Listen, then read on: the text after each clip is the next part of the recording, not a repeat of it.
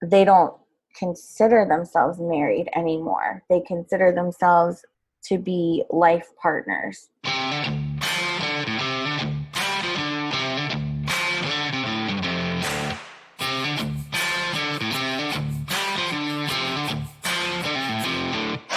You are listening to Relationship Renegade, but it's the weekend edition, the show that brings you hard truths and the realities about relationships.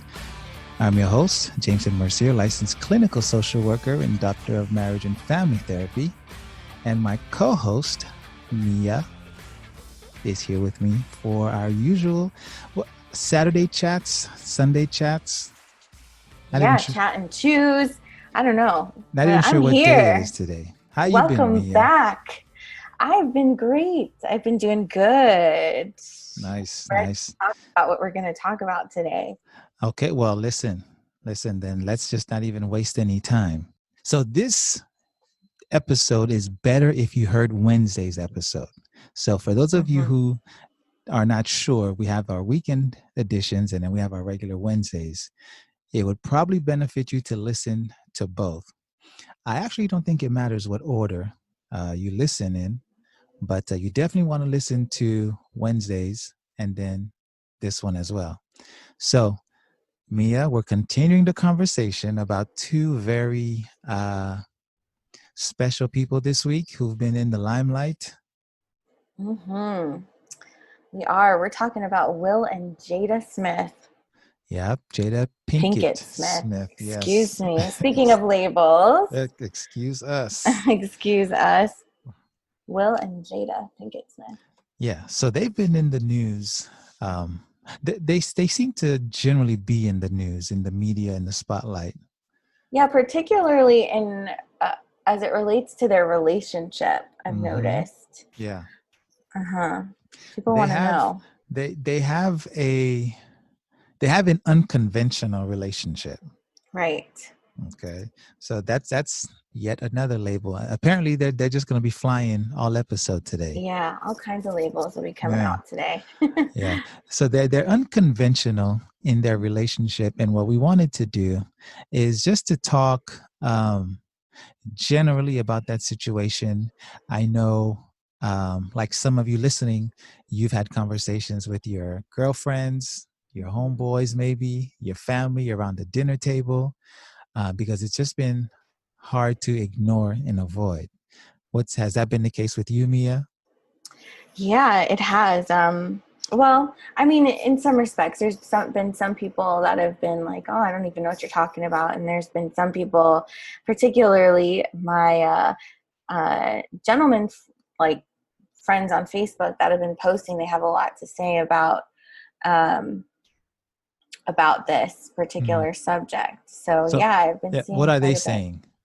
So it's funny because I started seeing this pattern of the guys kind of sounding off, and they're kind of taking the approach of Jada kind of stepping into like almost a predatory role with with August. I don't remember his last name, but I know his first name's August. So that's funny because I actually would not have thought that.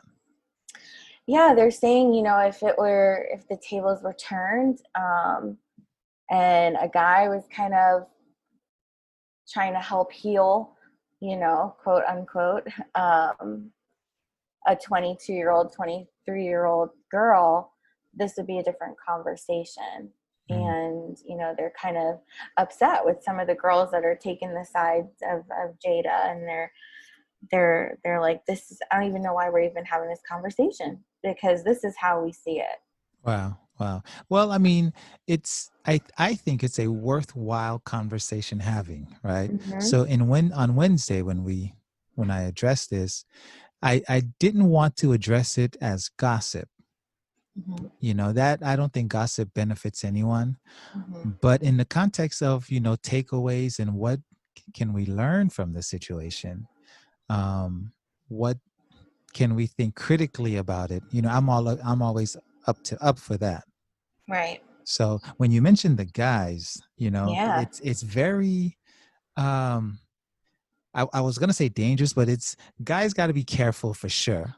Mm-hmm. Um, and the thing that came to mind was the whole Me Too movement, right? So Right. would this be like a reverse Me Too? You know? Not, Yeah. I mean, I don't know. I think maybe even in the Me Too movement, women would say, this is something that they can do. They can um, make decisions like this mm, and shouldn't feel like they're being a predator, that this is part of that narrative that, you know, men are going to spin it kind of in a weird way yeah, where it's not. yeah. Well, I'm always open. Listen, I have nothing to say about consenting adults doing adult Mm-hmm. things and Mm-hmm. getting into adult relationships. Mm-hmm. Um, and just to be clear, nobody was a minor in this situation. No. Right. Um, but there is definitely a difference in power Yep. at play there. So I can definitely see where your guy friends were coming from.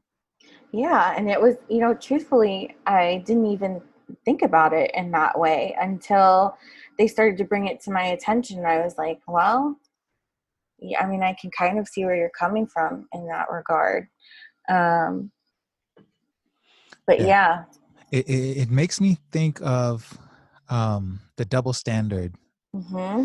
that exists between expectations of men and women, and then the things that will give women a pass on or men a pass on Right. that we won't give to the other. Mm-hmm. So that's unique. I definitely didn't see that as something that people would have one way they would have seen it. Right. And I was even reading just the comments that Charlemagne, is it Charlemagne the God? Is that his name? Yes, that's who he is, Mia. Are you smiling? I can just I hear that smile in your voice. I can hear it. I'm sorry. I don't, it's not is it a podcast or radio show that I follow. Um, so you're so funny. I hear it in your hear me voice. smiling. Yeah, Okay. I do. Charlemagne the God, as I was saying, Jameson, Mhm. he was talking about that kind of predatory label, I suppose, that he was saying that that's pretty toxic behavior, and did kind of allude to what you're saying about that difference in power. Yeah, yeah. Here's the one thing that would keep me from going that far to call it predatory Mm-hmm. is, and she talked about this, and we mentioned this real brief again in the previous episode. Jada talks openly about her issues with codependency.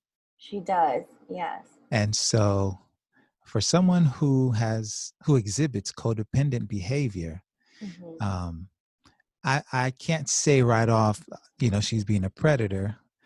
I could see how she'd be operating in her codependency, Mm-hmm. you know? Yes.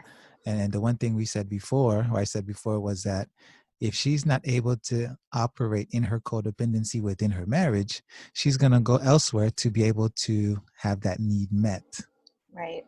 So I think, and again, I can't help but think as a clinician, but that's where I Right. see it, you know? Yeah, I definitely saw that more codependent route myself um, as a practicing clinician as well versus predatory, um, like you're saying. And it was really interesting because she did, like you said, talk about her codependency um, tendencies. And there was a previous table talk that she had with her mom and with August as well, talking about addiction. And her mom Mm. kind of exhibited the same pattern of behavior. Oh, okay. Uh, So I thought it was really interesting. She was saying she only got better, once there was a man involved. And Jada kind of echoed that sentiment when she was talking about wanting to feel good and wanting to help someone else. And only then was she able to kind of get the clarity that she needed. Gotcha. Yeah. Mm-hmm. Those Yeah. things are not as cut and dry as we often would like them to be.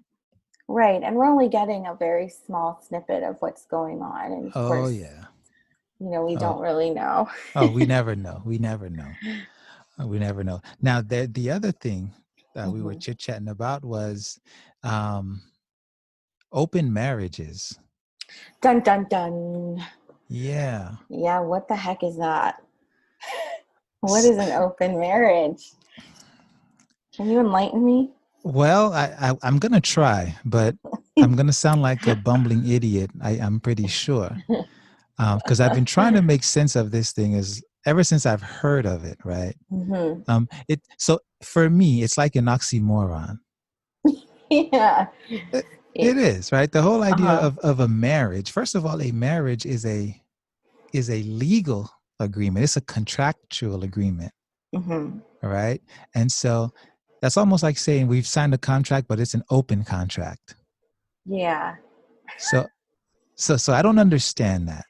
Um, and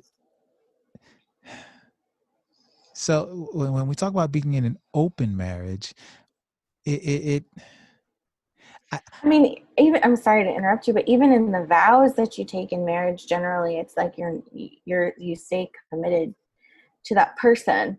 mhm, mhm. So I get, well, mhm, even being committed to that person, right? I mean, mhm, we can define that however we want to. Okay. true. And that's open to interpretation. Hmm. But when we're talking about a marriage, that's pretty clearly defined. Well, Whether but whether you agree with it or disagree with it, we know what a marriage means, what the word means. mhm.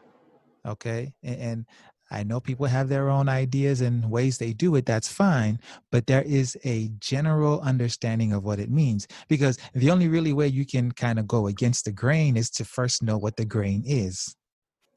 True.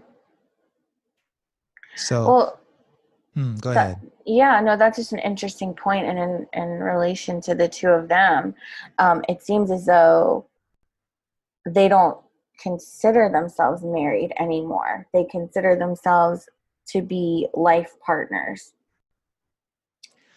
Well, so that's fine. You know, that's fine, right? Now, here's the thing: you can be life partners and be married, Mm-hmm. and life partners and not be married. Mm-hmm. That's Okay. true. But once you're married, you can't not be married if you are still technically legally married or not technically legally divorced. Hi, we are the Mercier kids. Like what you hear so far? Make sure you never miss a show by clicking subscribe now. This podcast is made possible by listeners like you. Thank you for your support. Now back to the show.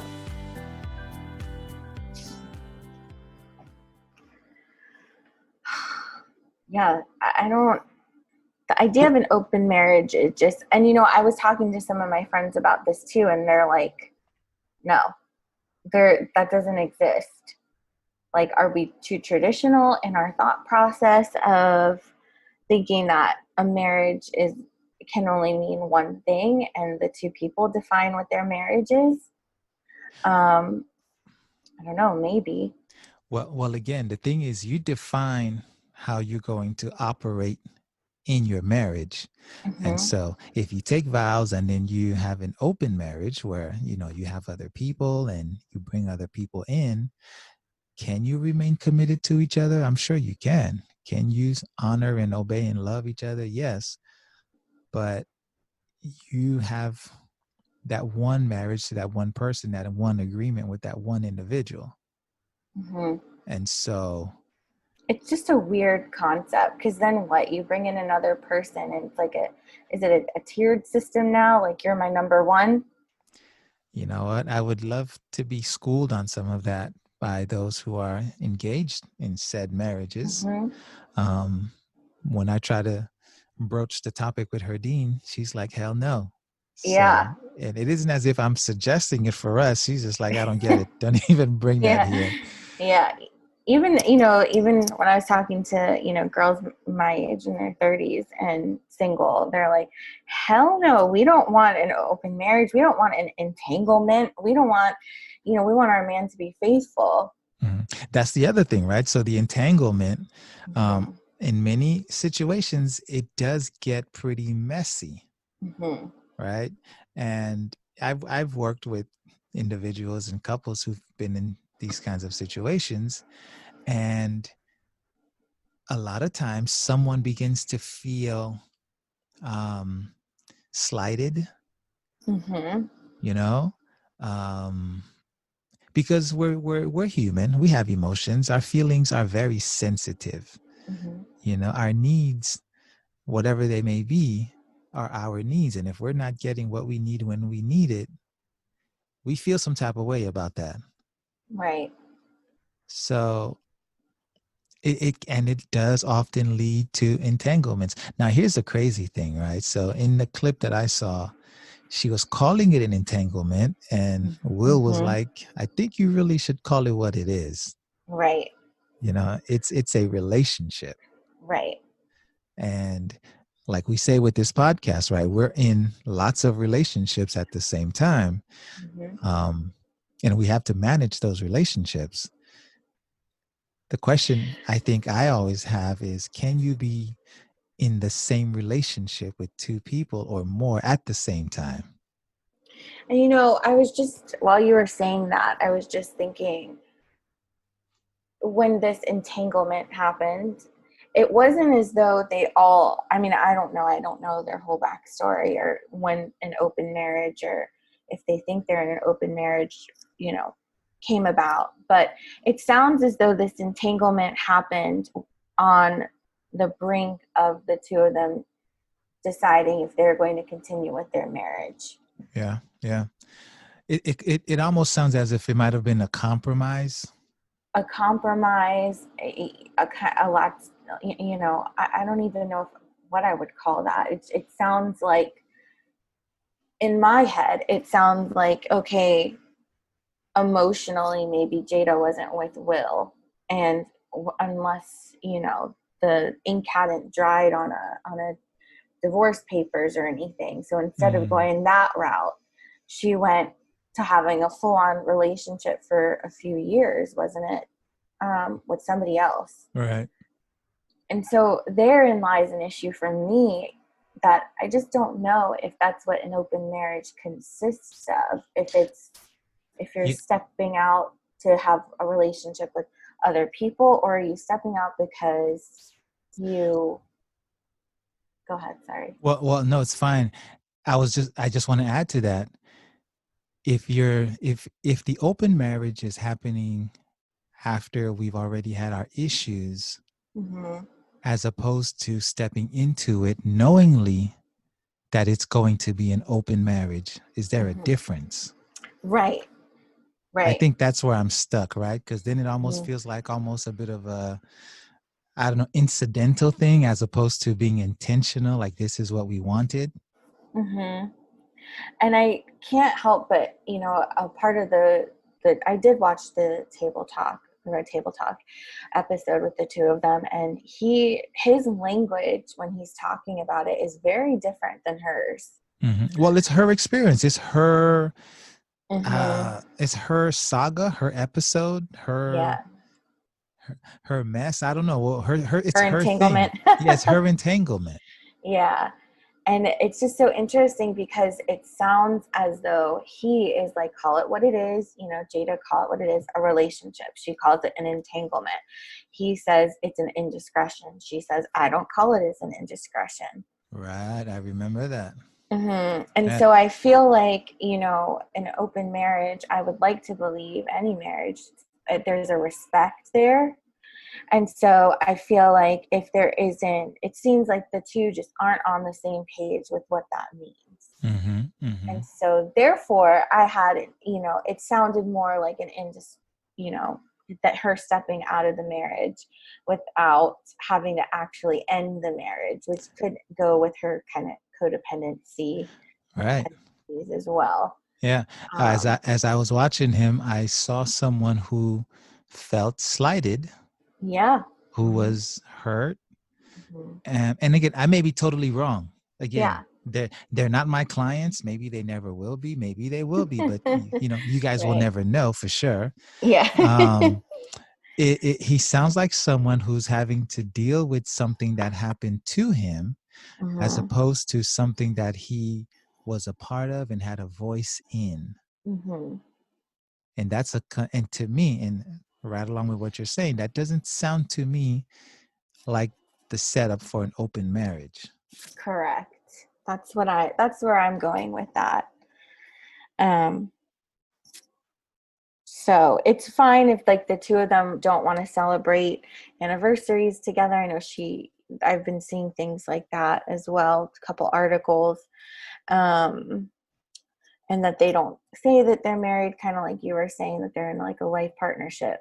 But the foundation of all of that, if you're just not on the same page with your person on like what an open marriage is or what your marriage is, then I'm not really sure. You guys are kind of looking at the same thing from different angles, and that's Mm-hmm. you're going to get into quite a few more entanglements. No, the other thing that also tends to happen, and again, I don't know if this is Will and Jada, but one partner holds on to some stuff. Um, Ideally, you want to share everything, but it's often the case where not everything is shared in terms of the emotions. Mm-hmm. And down the line, you hear other stories or updates. And so they're definitely someone that I'm going to, I guess, follow from a distance for sure. Mm-hmm. But it wouldn't surprise me if there were new developments Yeah. down the line. Especially because this apparently they said this happened a few years ago. Mm-hmm. Yeah, This they've had difficulties, and now if you also add to that Mm-hmm. that this was not Will's first marriage, Mm-hmm. so there's all that other baggage and stuff that comes with that um, when you're entering a relationship. Correct. Right. Mm-hmm. And I was also informed by one of my friends that Will apparently at one point had a girlfriend. And so I didn't know that, having listened to the Red Table Talk yesterday when I watched it. But it kind of explains, there's like an awkward moment towards the end of it. I don't know if you saw that. But he was talking about, Getting her back. yes. And Mm-hmm. she was like, no, no, no, you've already, kind of like done enough of that or whatever. And he's like, yeah, you're right. You're right. It was Yeah. just an awkward, at least I felt awkward. I don't know if any of our listeners out there felt awkward during that time, but I was like, Well, I mean, the whole thing is kind of awkward. it is. You're right. And I don't know if this is as a clinician or if this is as someone married to someone. I felt I didn't know how to feel watching it, Mm-hmm. and I just, you can't help but watching these things and just thinking, how would you respond? Right. First of all, I don't know that I would even, nobody would know. Yeah. Let's just say that. But I don't know. And then there's a point where he talks about being the spouse, standing next to the spouse who's apologizing in public. Oh, yeah. That There's just is, a lot of elements to this that yeah. are very interesting. Yeah, it is. It is. I don't know. Yeah, well. So any other takeaways, or have we more or less talked this whole Will and Jada thing to death? I mean, I don't know. I think we could still pick things apart in this, and it's just, I do have to say one thing that I did read as well from her, and that was, she said that infidelity isn't the worst thing that could happen in a marriage. she said contempt, resentment, and neglect are worse. Yeah. And you know what? I don't know if it's worse, but I do know that infidelity is not the worst thing. Mm-hmm. And maybe there's like a 3, 4, 5-way tie, but no, infidelity is definitely not the worst thing that can happen. A lot of people go into marriages feeling that way and thinking that, but it's not. Well, I think that, the whole conversation was an interesting one, like you were saying. And I do think that they felt in some respect that they needed to control that narrative Mm-hmm. that was being made about, what she did, what he did. And this was their awkward way of doing it. Inviting the public into, what as much as they wanted to tell us. Mm-hmm. But what do you think? Do you think like it was good for other people to hear about a different approach to marriage or this idea? Well, this is nothing new for people. Mm-hmm. No. And I guess it's based on the person, right? Mm-hmm. If you are, someone who needs to see a couple work through that to be encouraged in your own relationship, then sure. But if you're not hopeful about your situation and you see that and you're like, you could easily say, yeah, well, look at women do that too. Everybody does it, Mm-hmm. blah, blah, blah. So I don't know. It depends where you are True. emotionally in as an individual, where you are in your relationship to determine how you receive that. It's very true.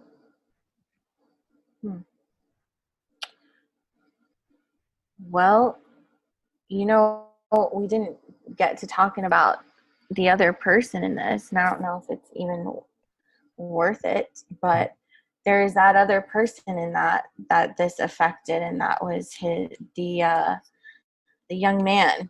Mm-hmm. Yeah, I've not seen anything. I think intentionally I didn't go dig him up. Mm-hmm. Because I believe he also had some stuff going on, and this is without knowing anything. Mm-hmm. And,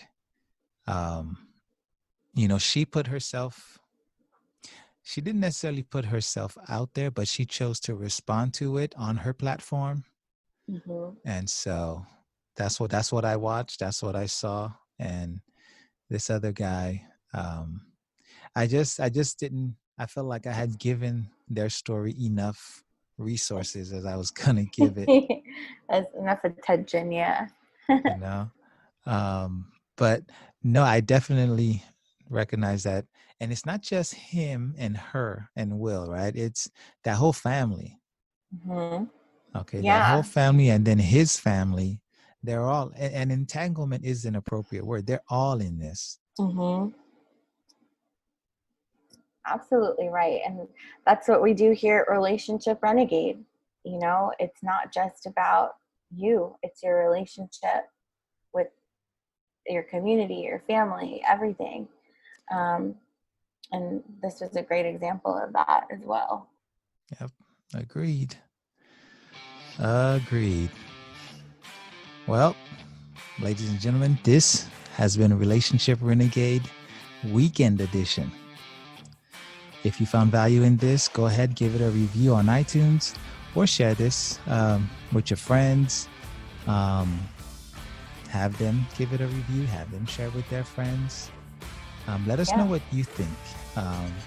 If you don't think about it, don't care about it, that's fine too. Trust me, we'll be all right.